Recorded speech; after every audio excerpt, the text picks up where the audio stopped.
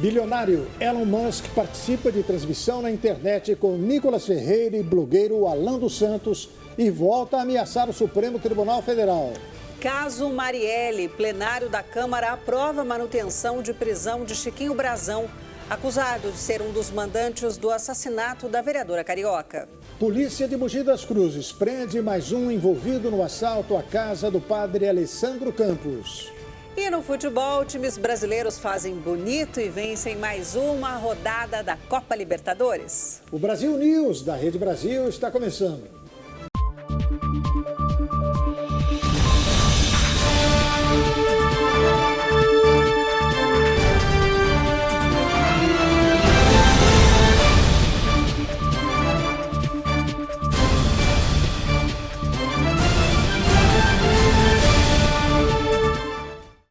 O ministro do Supremo Tribunal Federal, Alexandre de Moraes, respondeu aos ataques do empresário sul-africano Elon Musk. O bilionário voltou a acusar o magistrado de censura e abuso de poder. A tensão entre o empresário Elon Musk, dono da rede social X, e a justiça brasileira continua aumentando. Durante o último fim de semana, o bilionário sul-africano usou seu perfil no X para questionar a posição do ministro do STF, Alexandre de Moraes, e ameaçar descumprir decisões da justiça brasileira. Em resposta, o judiciário incluiu o nome de Musk no inquérito que investiga milícias digitais no país e determinou a abertura de um novo inquérito contra o empresário para investigar crimes de obstrução de justiça, organização criminosa e incitação ao crime. Alexandre de Moraes respondeu às acusações de maneira sutil na última quarta-feira. Durante a abertura da sessão da Corte, o ministro pontuou a diferença entre liberdade de expressão e liberdade de agressão.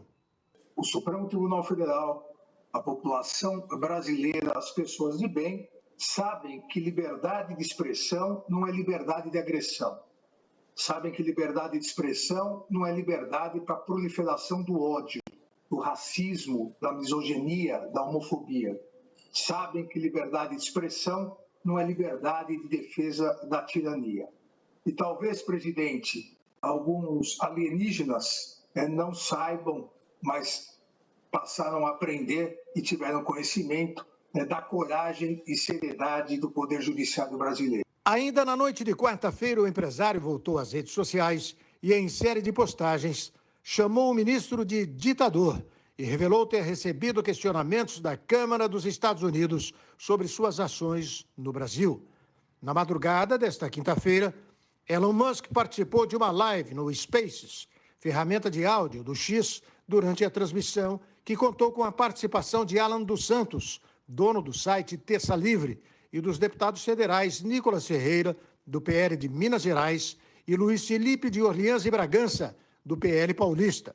O empresário afirmou que na Corte brasileira existe um abuso de poder judicial, em um grau extremo que ele nunca viu em nenhum país do mundo. I think there's no question that there's an abuse of judicial power here to an extreme degree. I just have to, I think it is extremely obvious.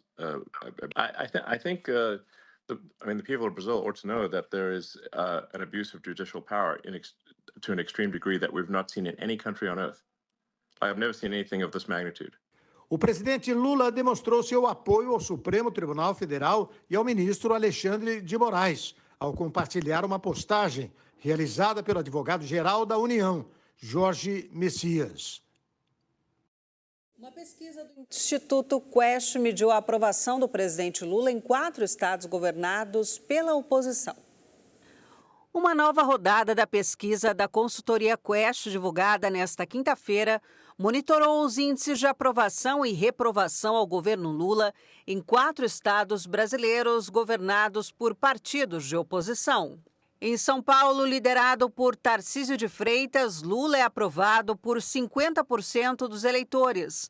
A reprovação é de 48%, apenas 2% não souberam ou não quiseram responder. Em Minas Gerais, de Romeu Zema, o terceiro mandato de Lula é aprovado por 52% dos entrevistados. Outros 47% reprovam a atual gestão e 1% não soube ou não quis responder. No Paraná de Ratinho Júnior, a situação é inversa. Lula tem 54% de reprovação no Paraná. A atual gestão soma apenas 44% de aprovação no estado do sul do país. Há 2% que não responderam. Já em Goiás, estado comandado por Ronaldo Caiado, Lula tem 49% de aprovação e 50% de reprovação. Apenas 1% não soube ou não quis responder.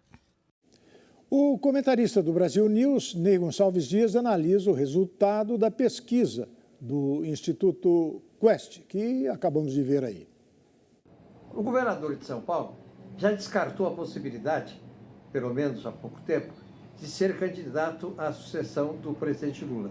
Ele disse claramente que é candidato à reeleição, mas depois daquela manifestação que ele compareceu na Paulista com o ex-presidente Bolsonaro, a sua atitude parece que modificando aos poucos, o que leva a crer que, no fundo, ele não está querendo antecipar uma expectativa como o Ronaldo Caiado, mas que, na realidade, ele pretende, sim, disputar em 2026. Pois bem, o presidente Lula teve uma desaprovação de 46%. Entre os evangélicos, o presidente Lula cresceu 8% em desaprovação e foi a 48%. Um dado extra é o ministro da Fazenda, Fernando Haddad. Haddad tinha 43%, 40 e poucos por cento na última pesquisa, e agora Haddad subiu. Só que aqui é no mercado, não é opinião pública. O mercado diz que aprova o ministro Fernando Haddad, tem 50% de apoio no mercado. Esta pesquisa é para especialistas. A Câmara dos Deputados validou a permanência da prisão do deputado federal Chiquinho Brazão. O placar foi de 277 votos a favor e 129 contrários. A Câmara dos Deputados decidiu manter a prisão do deputado Chiquinho Brazão, acusado de ser um dos mandantes do assassinato da vereadora Marielle Franco e do motorista Anderson Gomes em 2018. Para a permanência da prisão, eram necessários 257 votos, somando a maioria da Câmara. O resultado foi de 277 votos a favor e 129 contra, além de 28 parlamentares que não deram seu voto e 78 ausentes. A reunião foi realizada pelo presidente da Câmara, Arthur Lira, e ocorreu de forma rápida, determinando apenas 30 minutos para análise do caso. A decisão foi a mesma na Comissão de Constituição e Justiça, que já havia aprovado a manutenção da prisão de Brazão por 39 a 25. O PL, com a maior bancada da Câmara, com 95 integrantes, votou pela liberdade de Brazão. Ao todo, 83 deputados do partido se manifestaram e apenas 7 do grupo defenderam manter Chiquinho preso. Na sessão estiveram presentes 64 deputados do PT e todos votaram pela manutenção da prisão, assim como os 13 do PSOL, os 14 do PSB e os 7 do PCdoB. Chiquinho Brazão está preso desde 24 de março deste ano por ordem do ministro Alexandre de Moraes. O relator do caso, deputado Darcy de Matos, afirmou que ficou claramente configurado o flagrante do crime, sinalizando os atos de obstrução da investigação. A Câmara em Brasília aprovou a volta da cobrança do seguro obrigatório, o DPVAT. O deputado Maurício do Vôlei viralizou nas redes sociais ao se confundir na hora de votar. O deputado federal Maurício Souza, do PL Mineiro, conhecido como Maurício do Vôlei, pediu desculpa por ter votado a favor da proposta que recria o DPVAT, seguro para vítimas de acidentes de trânsito. Em vídeo publicado nas redes sociais, o bolsonarista disse que se confundiu. Vocês podem até me julgar pelo meu erro, que confundi naquele momento. mas não pode me condenar pela minha posição, porque eu sou contra qualquer tipo de imposto. Maurício ainda disse que não conseguiria dormir se o voto dele tivesse sido decisivo. Graças a Deus que o meu voto não foi decisivo nessa votação. Teve 305 votos e para passar um projeto de 251 votos. Se o meu fosse 252, eu nem dormiria à noite. Eu não sei nem o que eu iria fazer com a minha consciência. A Câmara dos Deputados aprovou o projeto de autoria do Poder Executivo que recria o DPVAT. O seguro passará a se chamar SPVAT, Seguro Obrigatório para a Proteção de Vítimas de Acidentes de Trânsito. O DPVAT havia sido extinto em 2019 pelo então presidente Jair Bolsonaro. E o Senado aprovou um novo modelo de investimentos nas empresas e startups. Agora o projeto será encaminhado para a apreciação na Câmara dos Deputados. O Senado aprovou um projeto de lei que estabelece um novo modelo de incentivo a investimentos para o desenvolvimento de empresas e startups no Brasil. As chamadas startups são empresas recém-criadas ainda em fase de desenvolvimento, que possuem atuação pautada na inovação de seus modelos de negócio. De autoria do senador Carlos Portinho, o projeto permite que investidores, residentes ou não no Brasil, transfiram recursos para startups por meio do contrato de investimento conversível em capital social. Agora as startups têm um contrato próprio com a aprovação aqui no Senado e o mais breve espero na Câmara para o investidor aportar o seu capital, sabendo que será convertido no sucesso, em ação, nos termos do contrato, com as condições do contrato e com a segurança jurídica necessária para esse investimento. O texto já havia sido aprovado na Comissão de Assuntos Econômicos no dia 5 de março, mas precisou ser alterado. A aprovação no Senado se deu por unanimidade com 71 votos favoráveis. E agora o projeto será encaminhado para apreciação na Câmara dos Deputados. Caso seja aprovado também na Câmara, passará a entrar em vigor a partir da data de sua publicação. Mais um integrante da quadrilha que invadiu e roubou a casa do padre Alessandro Campos foi preso nesta quinta-feira. Dando continuidade às investigações sobre o roubo ocorrido na casa do padre Alessandro Campos em fevereiro, a Polícia Civil de Mogi das Cruzes, liderada pelo delegado Alexandre Batalha, identificou mais um criminoso que esteve na cena do crime. José Marcelino Júnior foi preso nesta manhã mediante um mandado de prisão temporária solicitado com urgência na quarta-feira. A detenção de Marcelino foi efetuada na Avenida Doutor Assis Ribeiro, no bairro de Cangaíba, na zona leste da cidade de São Paulo. Ele era o membro mais agressivo da quadrilha e ameaçava a todo instante serrar os pulsos da mão da mãe do padre Alessandro Campos.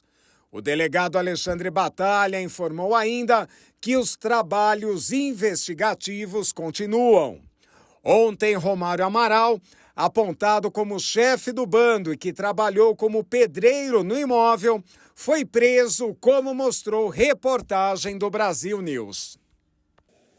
Caças da Força Aérea Brasileira interceptaram um avião vindo do Paraguai carregado com drogas. Duas aeronaves A-29 Super Tucano e o avião radar E-99 foram empregadas na missão realizada em conjunto com a Polícia Federal. Ao ingressar no espaço aéreo brasileiro sem plano de voo, o avião passou a ser monitorado pelo Comando de Operações Aeroespaciais e pela Polícia Federal. De acordo com a FAB, inicialmente a aeronave foi identificada na fronteira do Paraguai com o Brasil, em Mato Grosso do Sul, e interceptada no Paraná. O avião então foi classificado como suspeito e constatado que estava com a matrícula clonada. Foi então determinado pouso obrigatório em Londrina, o que não foi acatado pelo piloto. A aeronave fez um pouso forçado em uma pista de terra nas proximidades de Santa Cruz do Rio Pardo, São Paulo. A Polícia Federal assumiu a operação no solo. O tripulante que estava a bordo foi detido e a carga apreendida. Um hóspede bêbado agrediu funcionários e quebrou vidros de um hotel em Caldas Novas, em Goiás. Nas imagens é possível ver o momento em que o homem derruba um segurança no chão e o agride com socos. A esposa do hóspede tenta a todo momento conter o marido. Em outro momento, o homem vai até o balcão da recepção do hotel e quebra uma proteção de vidro para tentar agredir um funcionário. É possível ver que o homem corta uma das mãos nos estilhaços, o que não impediu de continuar a depredação. A PM informou que, ao chegar no hotel, o homem, que estava bêbado, pediu a chave do apartamento em que estava hospedado e começou o ataque de fúria. Os militares foram acionados e prenderam o hóspede. No vídeo ainda é possível ver que, no momento da prisão, o homem tenta quebrar o vidro da viatura com chutes, após ser colocado no porta-malas. O hóspede foi encaminhado para a central de flagrantes do município e deve responder pelos crimes de dano e ameaça. E uma menina de 12 anos conseguiu escapar de uma tentativa de estupro no Amazonas. A adolescente andava por uma rua e o homem também estava caminhando ao lado dela. Em um determinado momento, o homem se aproxima e leva a vítima para uma espécie de beco. Passa alguns minutos e a menina consegue sair do beco e foge correndo pela rua. As imagens chegaram até a polícia, que conseguiu localizar o suspeito e a vítima. A adolescente foi ouvida e, em seguida, encaminhada ao Centro de Referência de Assistência Social de São Paulo da Olivença para escuta. Segundo o delegado Fernando Damasceno, o autor foi identificado e preso no mesmo dia do crime. Ele foi levado para audiência de custódia e a Justiça converteu a prisão em flagrante em prisão preventiva. O indivíduo já havia sido preso alguns anos atrás pelo mesmo delito. Tomara que agora ele continue preso.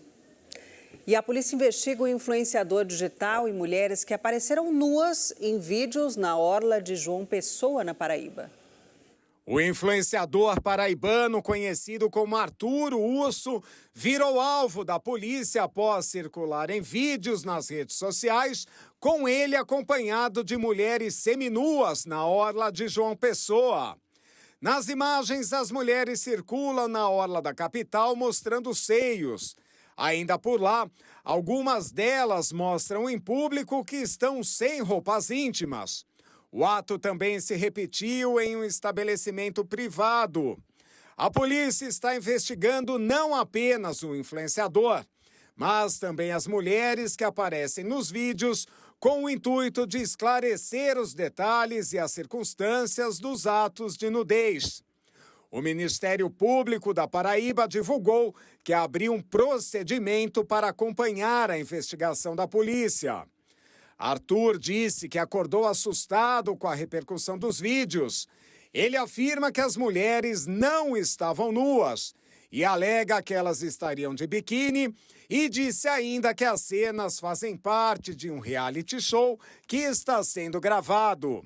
O crime de ato obsceno pode ser punido com pena de detenção de 3 meses a 1 ano ou multa. Aconteceu mais uma vez. Um ladrão ficou entalado durante um assalto no Paraná e deu de cara com a polícia militar. Um criminoso se deu mal em um assalto à distribuidora de bebidas em São José dos Pinhais, na região metropolitana de Curitiba. Imagens gravaram o momento em que o ladrão fica entalado e é surpreendido pela polícia militar. Um rapaz de 21 anos, que era ex-funcionário do estabelecimento, arrombou a porta do local e roubou diversos itens. Na hora de ir embora, o ladrão tentou levar a porta com uma empilhadeira elétrica. Ele jogou 3 sacos com os produtos furtados para fora, mas quando tentou sair, ficou entalado. O jovem foi surpreendido pela equipe da Polícia Militar, que tinha ido até a distribuidora após ouvir o alarme disparado. O ladrão foi preso em flagrante. Cerca de 70 itens roubados pelo ladrão, entre bebidas, cigarros e equipamentos da distribuidora, foram recuperados. O homem foi preso em flagrante. Ótimo desfecho. E no Rio de Janeiro, bandidos furtaram equipamentos eletrônicos em uma escola e anunciaram os produtos em sites de vendas na internet. O Espaço da Juventude em Campo Grande, na zona oeste do Rio, foi invadido nesta terça-feira por bandidos. A dupla roubou computadores, drones e equipamentos usados em cursos de capacitação tecnológica de alunos. O local foi inaugurado no último dia 3, na rua Dom Pedrito. Após o roubo, os criminosos anunciaram os aparelhos roubados em um site de vendas na internet. Ao todo, o grupo levou 10 notebooks, 3 drones, uma TV, 2 impressoras, um microfone e 2 monitores inteligentes. Imagens de câmeras de segurança flagraram o momento em que a dupla invade o local e fica cerca de 3 minutos retirando os eletrônicos e colocando em um carro. Com medo de serem descobertos após o início das investigações, os criminosos deixaram os eletrônicos em um terreno na Avenida Brasil, altura de Bangu. Policiais militares localizaram o material. Ninguém foi preso. E um motorista foi resgatado por populares de um caminhão em chamas, no Paraná. As imagens mostram um grupo de pessoas que estavam passando pelo local, retirando o caminhoneiro da cabine, enquanto a carreta estava em chamas. O homem estava preso nas ferragens e foi levado para atendimento médico por populares. O acidente aconteceu por volta das 11 horas desta quinta, no quilômetro 437 da BR-376. A fumaça gerada pelo incêndio podia ser vista de longe na estrada.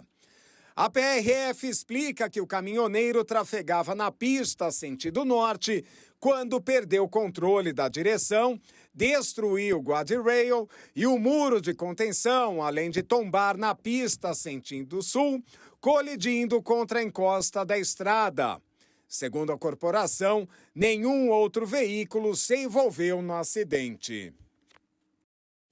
No Distrito Federal, um motorista perdeu a paciência com um carro que obstruía sua saída e quebrou os vidros do veículo. As imagens mostram que dono do veículo fechado e flanelinhas tentaram movimentar o carro parado de maneira indevida, enquanto o homem manobrava o carro branco e tentava sair. Depois de conseguir sair, o homem usou uma ferramenta para atingir o carro que bloqueava a vaga. A dona do carro danificado contou que um flanelinha que estava no estacionamento garantiu a ela que poderia deixar o carro ali, porque o dono do veículo que ocupava a vaga passaria a manhã inteira no trabalho. Ela tinha um compromisso que iria das 9 da manhã até 1 da tarde. De acordo com o Código Brasileiro de Trânsito, o condutor de um veículo que impede a movimentação de outro comete uma infração média. A multa é de R$ 130,16, com 4 pontos na carteira. E, se flagrado, pode ocorrer a remoção do veículo. Um homem foi detido com mais de 500 animais silvestres em Itapevi, na Grande São Paulo. Um homem foi detido em Itapevi, na região metropolitana de São Paulo, por manter ilegalmente 528 animais silvestres. 17 aves já estavam mortas quando a PM Ambiental efetuou a apreensão. O suspeito de tráfico de fauna irá responder pelo crime em liberdade. De acordo com a Polícia Ambiental, a localização do homem foi possível por meio de uma denúncia da ocorrência de tráfico de animais na localidade. Os policiais abordaram o veículo suspeito. No porta-malas havia 2 caixas de papelão com 6 filhotes de papagaios verdadeiros e 50 iguanas. No banco de trás, uma caixa para transporte de aves. Estava cheia de pássaros. Foram apreendidos, além de 6 papagaios verdadeiros e das 50 iguanas, mais de 350 pássaros de diversas espécies nativas, 111 jabutis piranga, 15 tigres d'água e 2 pintacilgos venezuelanos. O dragão da inflação está atacando nos Estados Unidos. A alta nos preços por lá pode impactar as finanças aqui no Brasil. O aumento dos preços ao consumidor nos Estados Unidos foi de 3,5% nos 12 meses encerrados em março e muito superior aos 3,2% da medição de fevereiro. Na comparação mensal, a inflação ficou em 0,4%. O mercado esperava 0,3%.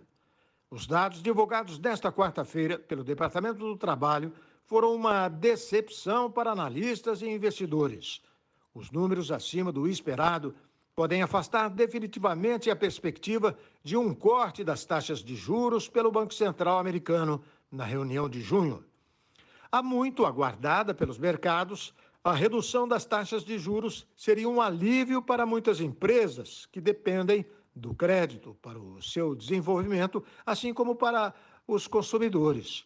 Os altos juros na maior economia do mundo impactam as bolsas. Em Nova York, os principais índices de ações fecharam em queda. No Brasil, a bolsa fechou em baixa e o dólar subiu mais de 1% nesta quarta-feira. Morreu o O.J. Simpson, ex-jogador de futebol americano absolvido da acusação de matar a mulher. Morreu aos 76 anos o ex-jogador de futebol americano O.J. Simpson. Após se aposentar, ele se aventurou como ator e foi acusado de matar sua ex-mulher, Nicole Brown, e o amigo dela, Ronald Goldman, em 1994. O julgamento terminou com ele absolvido. Segundo o anúncio da família de Simpson, a morte ocorreu na quarta-feira em decorrência de um câncer. A vida pública de Oriental James Simpson começou como running back no futebol americano universitário. Ele ganhou o troféu de melhor jogador do país e depois construiu uma carreira na NFL, a principal liga do esporte. Após o fim da carreira como atleta, ele se tornou ator e emplacou diversos sucessos de bilheteria, com filmes especialmente da trilogia Corra que a Polícia Vem Aí, estrelada por Leslie Nielsen. Ele também estrelou diversos comerciais de TV. Uma empresária do Vietnã foi condenada à morte por corrupção. Ela foi considerada culpada por fraudes durante uma década que levaram a prejuízos bilionários. Um tribunal do Vietnã condenou à morte uma empresária do setor imobiliário por um dos maiores casos de corrupção do país, com prejuízos calculados em 27 bilhões de dólares ou 136 bilhões de reais. O júri rejeitou todas as alegações da defesa de Truong Milan, executiva do grupo imobiliário Ventimpa, acusada de fraudar o Saigon Commercial Bank ao longo de uma década. A decisão do júri, divulgada pela imprensa estatal, afirma que as ações da acusada minaram a confiança da população na liderança do Partido Comunista e de Estado. Lam foi uma das 86 pessoas indicadas no caso, um grupo que inclui ex-presidentes do Banco Central, ex-funcionários do governo e ex-executivos do SBC. O julgamento na cidade de Ho Chi Minh, sul do país, durou 5 semanas. Lam e outros réus foram acusados por crimes que vão de suborno e abuso de poder até a apropriação indébita e violação das leis bancárias. Lam supostamente desviou 12 bilhões e meio de dólares, mas os promotores afirmaram nesta quinta-feira que danos totais causados pelo esquema alcançaram 27 bilhões de dólares, o equivalente a 6% do PIB do Vietnã em 2023. A empresária negou as acusações e culpou os subordinados. Ela e os demais réus foram detidos como parte de uma campanha nacional contra a corrupção. O foguete russo decolou para um voo de teste nesta quinta-feira depois de tentativas de lançamento que foram abortadas. Um foguete russo decolou para um voo de teste nesta quinta-feira na terceira tentativa. No começo da semana, outros 2 lançamentos foram suspensos nos últimos segundos da contagem regressiva. Angara A5, uma poderosa espaçonave projetada para transportar cargas pesadas para a órbita baixa da Terra, decolou no extremo oriente russo. As tentativas de lançamento na terça e na quarta-feira foram canceladas devido a uma falha no sistema de pressurização de um tanque oxidante e também no sistema de controle do motor. Uma transmissão mostrou que a nave atingiu uma altitude de 268 quilômetros 13 minutos após a decolagem. O programa espacial da Rússia foi atingido por uma série de reveses importantes nos últimos anos. Moscou planeja utilizar a sua capacidade de carga para entregar módulos que espera construir nos próximos anos. O presidente dos Estados Unidos, Joe Biden, anunciou que o primeiro não-americano a pisar na Lua será um japonês. O primeiro não-americano a pisar na Lua será japonês. Foi o que afirmou o presidente dos Estados Unidos, Joe Biden, durante uma visita de Estado ao primeiro-ministro do Japão, Fumio Kishida. Após uma reunião no icônico Salão Oval da Casa Branca, os dois seguiram para uma coletiva de imprensa do lado de fora da residência oficial do presidente americano. Também afirmamos os laços da ciência e educação entre Japão e os Estados Unidos. Esses laços se estendem até a Lua, onde 2 astronautas japoneses se juntarão a futuras missões americanas e um se tornará o primeiro não-americano a pousar na Lua. Até hoje, apenas 12 pessoas pisaram na Lua, todas homens brancos americanos. Os Estados Unidos traçaram como meta voltar ao satélite natural da Terra pela primeira vez desde 1972 e, para isso, trabalha no programa Artemis da NASA. A visita de Kishida a Washington tem como objetivo fortalecer os laços contra as ambições da China no Pacífico. Juntos, nossos países estão dando passos significativos para fortalecer a cooperação em defesa e segurança. Estamos modernizando as estruturas de comando e controle e estamos aumentando a interoperabilidade e o planejamento de nossos militares, para que eles possam trabalhar juntos de forma contínua e eficaz. Esta é a atualização mais significativa em nossa aliança desde que foi estabelecida.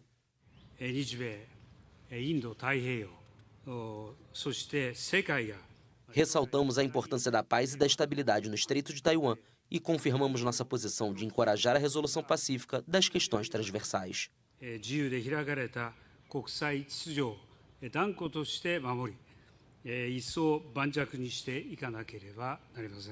Biden disse que a aliança militar com o Japão, reforçada na visita, é de natureza puramente defensiva e aproveitou a ocasião para anunciar que Estados Unidos, Japão e Austrália vão lançar um sistema conjunto de defesa aérea. O TikTok lançou uma nova versão do aplicativo que vai pagar aos usuários para assistir aos vídeos. A novidade chega primeiro a 4 países.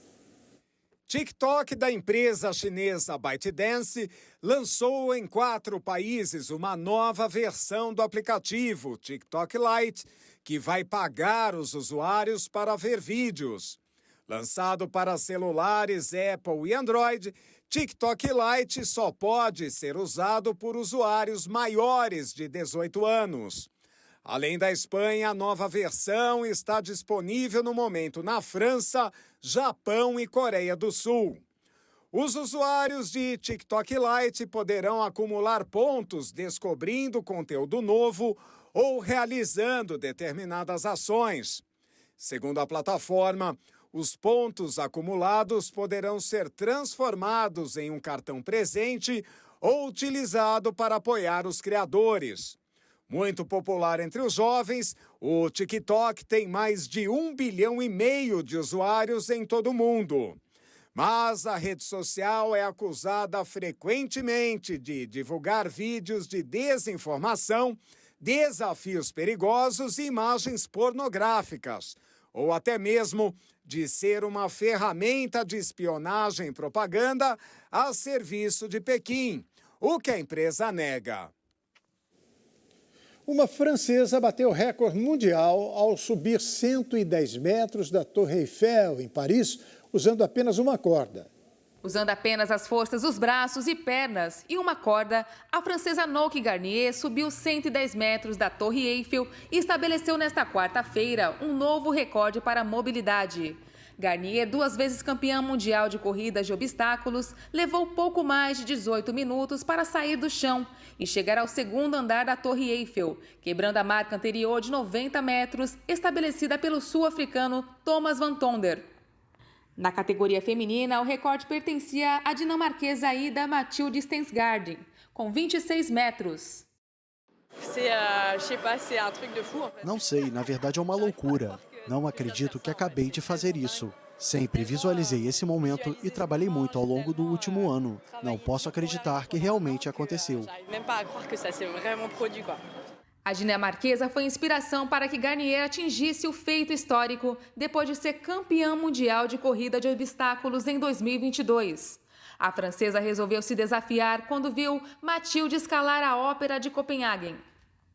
Garnier então lançou o desafio com o objetivo de arrecadar fundos para a luta contra o câncer, doença que sua mãe enfrenta. A Torre Eiffel é o símbolo da França. Além do mais, estamos em um ano de Jogos Olímpicos. Sempre gostei da abordagem de Gustave Eiffel de sonhar com coisas grandes que pareciam impossíveis, mas que eram possíveis. É importante inspirar as pessoas para que acreditem nos seus sonhos. Após alguns dias de descanso, Garnier volta às corridas de obstáculos e em 9 de maio será uma das condutoras da tocha olímpica de Marcília. A bicampeã mundial também vai ser uma das embaixadoras do programa de voluntários dos Jogos Olímpicos de Paris. O Festival de Cannes anunciou nesta quinta-feira os 19 filmes que vão disputar a Palma de Ouro em 2024. Megalópolis é o grande destaque do evento. De pesos pesados como Francis Ford Coppola e seu aguardado Megalópolis, passando por Motel Destino do brasileiro Karim Ainuz, o Festival de Cannes anunciou nesta quinta-feira os filmes que disputarão a Palma de Ouro em 2024, uma edição que promete momentos de grande emoção. 19 obras foram anunciadas para a mostra competitiva, 4 delas dirigidas por mulheres. O delegado-geral do evento admitiu que a seleção não foi fácil, depois do grande sucesso do festival em 2023. A presença de Megalópolis, um dos filmes mais aguardados do ano, sem dúvidas é um bom presságio para a competição na França. Com um orçamento superior a 100 milhões de dólares, a ambiciosa obra de ficção científica dirigida por Coppola narra a reconstrução de uma cidade com áreas de Nova York. Há 50 anos, o cineasta americano venceu sua primeira Palma de Ouro com A Conversação. 5 anos depois, ele venceu novamente. Motel Destino, de Karim Ainuz, é o único representante latino-americano na mostra competitiva. O diretor George Lucas, de 79 anos, criador da saga Star Wars, receberá a Palma de Ouro honorária. O festival, muitas vezes criticado pela presença reduzida de diretoras em suas mostras, já havia anunciado a cineasta Greta Gerwig, diretora do grande sucesso Barbie, como presidente do júri. Quase 2,5 metros. O homem mais alto do mundo divertiu. O que ele fez, meu Deus? Fez um perrengue, é isso? Fez um perrengue ao dirigir e divertiu a internet nesta quinta-feira. Com 2,51 metros de altura, o fazendeiro turco Sultan Kösen é desde 2009 o homem mais alto do mundo, de acordo com o Guinness Book, o livro dos recordes. Porém, apesar de ser reconhecido pelo físico, um dos lados ruins de sua estatura é o fato de não conseguir um carro para o seu tamanho. Entretanto, ele encontrou uma solução inventiva para driblar o problema da altura excessiva na hora de dirigir. Em uma publicação nas redes sociais recentemente, Kösen exibe que basta para ele encontrar um carro com teto solar que se abra totalmente. Desta maneira, ele pode se esticar para fora da cabine com sua cabeça. Porém, por residir em região de inverno rigoroso, dirigir com a cabeça para fora, mesmo utilizando o óculos escuro, é mais complicado no inverno. Kösen, entretanto, mostra por suas redes sociais que faz apenas uma atualização em seu set para sair de casa. Um guarda-chuva para sua cabeça, para se proteger da chuva e da neve. É o perrengue chique, né? E um cavalo invadiu uma estação de trem na Austrália e assustou, claro, os passageiros. Era só um trote como outro qualquer, mas um cavalo deixou assustado os passageiros que aguardavam para embarcar em uma plataforma de trem no sudoeste de Sydney. Em imagens que circulam pelas redes sociais, é possível ver o animal entrando na estação ferroviária por volta da meia-noite, através do estacionamento. De acordo com a empresa de transporte local, o cavalo tentou entrar sem sucesso em um dos vagões. Resgatado, o animal foi levado até o estacionamento e entregue ao dono, retornando a casa em condições estáveis. A estação de metrô fica localizada a cerca de 15 minutos a pé de um grande centro de corridas de cavalos puro-sangue. Ninguém ficou ferido com o incidente. Muito bem. Agora, então, um brasileiro. A história de um brasileiro apaixonado por carros e motos. Um espaço na zona leste de São Paulo tem atraído muita gente, com uma exposição reunindo desde modelos clássicos até motos esportivas. Veja mais detalhes com Nahuel Caran, aluno do curso Oficina da Mídia Repórter TV. Há quase 150 anos de sua invenção, as motos despertam paixões associadas à liberdade, aventura e velocidade. O César lidera um grupo de mototurismo. Todos estão atentos também à direção consciente e o respeito no trânsito. Nós temos um curso chamado Curso de Conduta, é um curso gratuito, que fazemos todos os anos de 2 a 3 vezes, às vezes até 4, não só para os integrantes, como para amigos, convidados e qualquer outro que se interesse. Então, esse sistema de segurança de postura que a gente adotou desde sempre nos dá aí uma margem muito grande de segurança. E a paixão pelos motores viaja pelo coração em 2 ou em 4 rodas. Em lugares como esse, na zona leste de São Paulo, é possível ver de perto estrelas como essa belezinha aqui, o Rolls Royce. Além dos carros de luxo, são mais de 100 veículos expostos, entre motos esportivas, fuscas exóticos e combis modificadas. A novidade agora é que a velha paixão pode ser desfrutada na companhia da família. A dona Cristiane ficou encantada com o lugar. É uma oportunidade, né, para ver coisas diferentes, para as crianças gastarem energia. Faltou só trazer a cachorra. Para comer, para se divertir, levar a criançada para brincar ali nos eletrônicos. Dá para passar bastante o dia aqui e se divertir um pouco. Já a Valéria foi surpreendida pela euforia do marido. Eu que sempre quis ter uma moto e aí ele comprou primeiro, agora estou tirando a minha carta. Curto muito moto, que a gente curte viajar, sair para comer, conhecer lugares e principalmente sim, fazer amizade. Então é isso que a gente curte fazer. E o César, hein? Lembra dele? O motoqueiro agora pode ir buscar a família na sua Kombi especial. Eu acabei achando essa Kombi aqui, que é um veículo engraçado, um veículo legal, um veículo gostoso, traz boas memórias para todo mundo. E eu modifiquei ela para ficar do meu gosto, é sofá-cama, tem uma mesinha ali no meio para a criançada poder brincar. Então, quando a gente vai passear com a molecada, a gente vai de Kombi.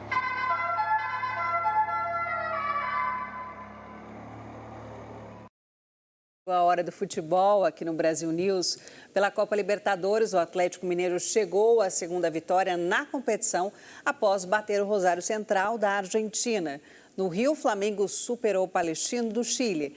Já no Morumbi, o São Paulo ganhou diante do Cobressal por 2-0. O Galo está voando alto. Pela fase de grupos da Libertadores, o Atlético Mineiro derrotou o Rosário Central da Argentina.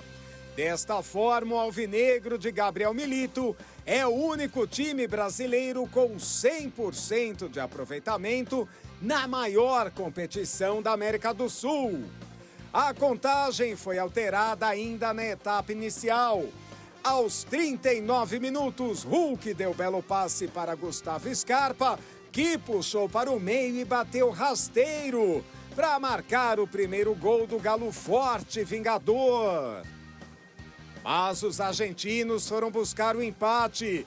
Aos 29 do segundo tempo, Giacone ganhou a dividida, invadiu a área e rolou para Malcorra acertar o ângulo, deixando tudo igual na Arena MRV.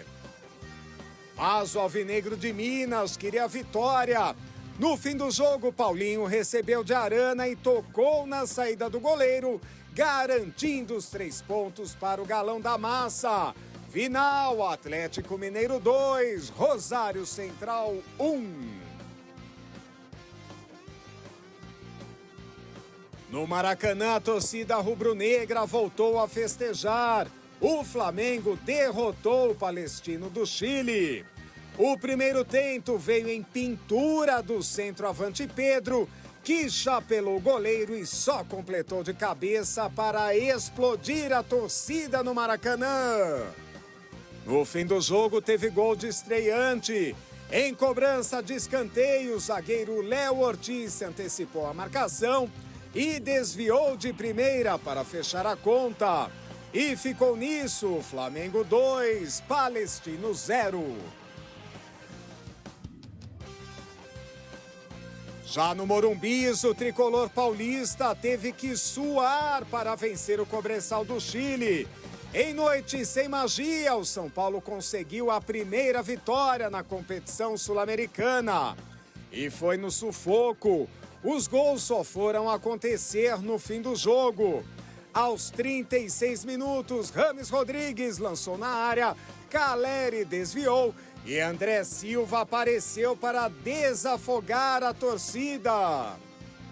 Minutos depois, Eric cruzou e Caleri contou com a ajuda do goleiro para dar a vitória ao tricolor paulista. Final, São Paulo 2, Cobressal 0.